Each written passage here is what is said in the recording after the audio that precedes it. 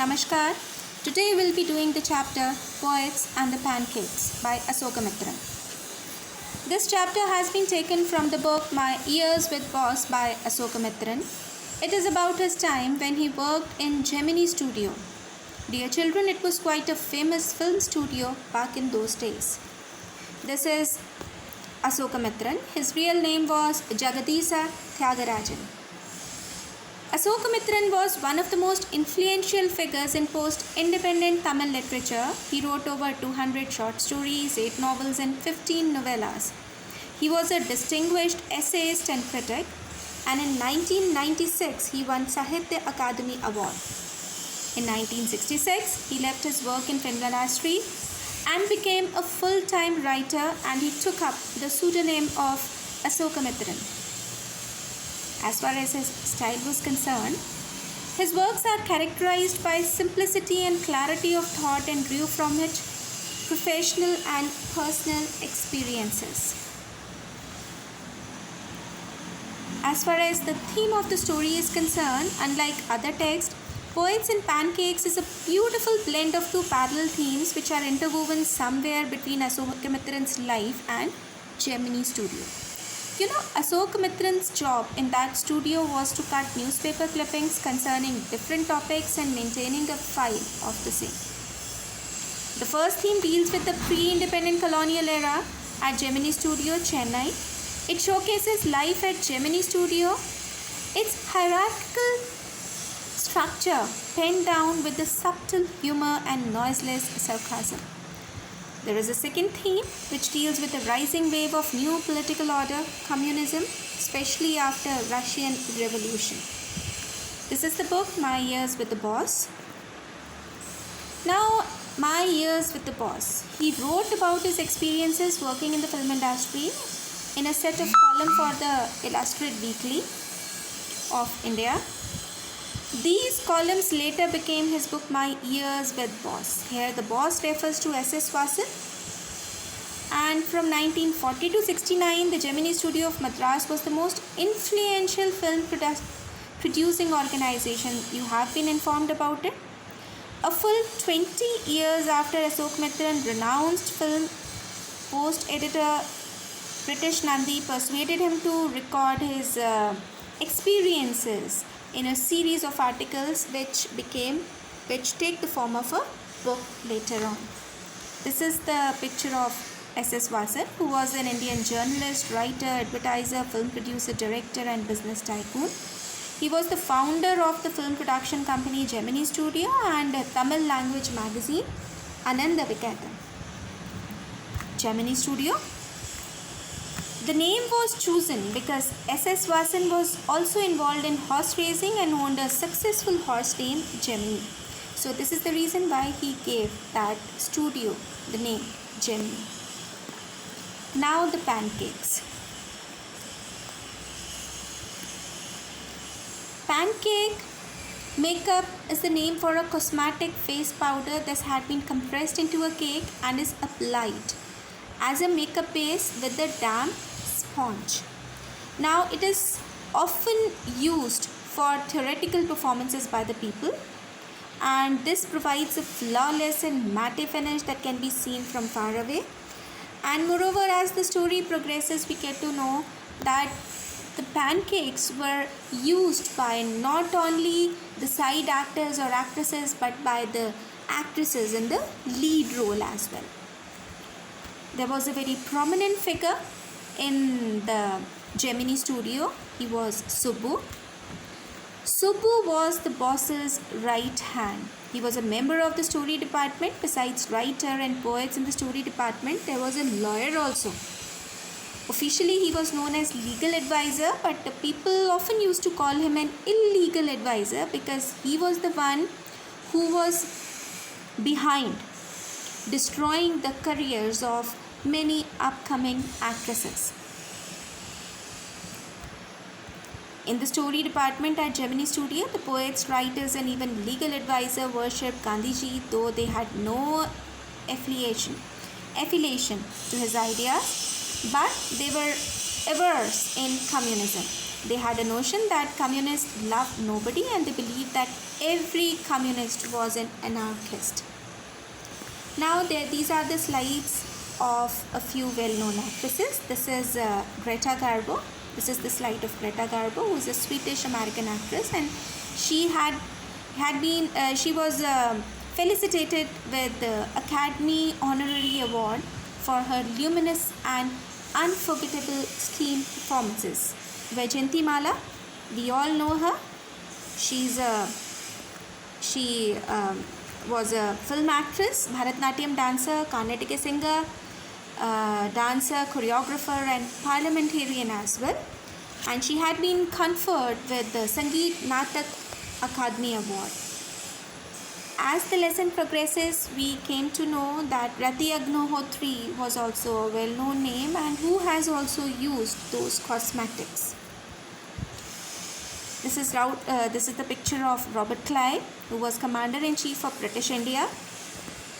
And then Fort St. George. The fort currently houses the Tamil Nadu Legislative Assembly. And then in the story, Asokamitran has mentioned St. Mary's Church in Chennai also, which is the oldest British building in India. And he talks about the French window. Well, each of a pair of glazed door in an outside wall serving as a window and door, typically open on into a garden. So this is the French window. Subbu was a Tamil poet, lyricist, author, actor and film director. And you have already been told that he was the right hand of Vasan, who owns Gemini Studio. Subbu wrote a Tamil novel, Thilana Mohanambal, which was awarded Padma Shri, and it was serialized in Tamil magazine Ananda Viketan in 1957 and 58, and later on it was made into a movie also. This is the novel and the movie. Devadasi, this novel is about the Devdasi culture. A Devadasi is a girl dedicated to worship and services of a deity temple for the rest of her life. The dedication takes place in a ceremony. But in 1988, Devadasi system outlawed in India. In the story, the author mentions MRA, that is Morale Rearmament Army. Now the feeling against communists were widespread in South India. Morale Rearmament Army was a part of anti-communism movement. It visited Gemini Studio in 1952. It has been mentioned. Their message was simple, but the sets and costumes were excellent. For many years, Tamil drama imitated the sunrise and sunset scenes presented by MRA. The scenes were presented on a bare stage with white background and a tune played to the flute. But the MRA did not influence the outlook of Gemini bosses. The enterprise continued unchanged. The staff had enjoyed hosting MRA. And Franklin Nathaniel Daniel Bachman, he was a Protestant Christian and headed MRA. Then it's about the MRA. In 1938, nations were rearming for war. Oxford group member Harry Bloomberg wrote of the need to rearm morally. Bachman liked the term and launched a campaign for moral and spiritual rearmament in East London. And a right-wing group, MRA, the result of Bachman's worldwide call for moral and spiritual rearmament, urged Christians of all stripes to courageously face impending war and totalitarian ideology. And this is Jotham Valley, Cecil Broadhurst, which is all about it. Jotham Valley is a melodrama of two quarreling brothers whose hatred brings misery to their neighbors, particularly when one brother deprives the valley of water because he legally controls the water right, and in the end the key of the truth opens the hardened heart of the brother and he permits the water to gush forth, and the brother also makes up. It's all about the forgotten factor. This is something which deals with the human and ideological clashes during the tense strife, an industrial drama. It was translated into 16 languages. This is the beauty of it, and subsequently filmed as well. Which one? The Forgotten Factor. The Encounter was a magazine which was founded by Stephen Spender. Stephen Spender is the name we all are familiar with. There is a poem also in our syllabus in class 12th Flamingo book, an elementary school classroom in Islam. So he was the founder of The Encounter. The magazine stopped publication in 1991. So it was largely an Anglo-American intellectual and cultural journal. So this is about The Encounter. Now, Stephen Spender, he visited Gemini Studio, but the reason of his visit was a mystery. Sir Stephen Harold Spender, he was an English poet, and he concentrated on theme of social injustice in the class struggle in the world. We have read the poem, and through this we can imagine or understand his mindset. This is about Stephen Spender. He attended Oxford University. He fought in the Spanish Civil War also and was the editor of Encounter magazine. He was professor of English at University College London. And The God That Failed. One day, Ashok Kumar, after retiring from Gemini Studio, but even after retiring from Gemini Studio, his crave for reading didn't die. And on roadside, he came across a book named The God That Failed. And it had 6 separate essays, which the book had by eminent men of letters. And there he found an essay by Stephen Spender also. Asokamitran is once again surprised with the name of Stephen Spender. Why? Because he was the man who came to Gemini Studio when he used to work over there. The whole mystery of Spender's visit to Gemini Studio was clear now. Mr. Vasan, the boss, was not interested in Spender's poetry but was interested on his views on communism. The God That Failed. So this was the book which was released in 1967, describes Spender's journey into the political ideology of communism. Once in there, he received setbacks looking at the way communism worked. He got shattered against the ideals of communism and decided to be a prodigal son with disillusioned return. Okay, so he left that.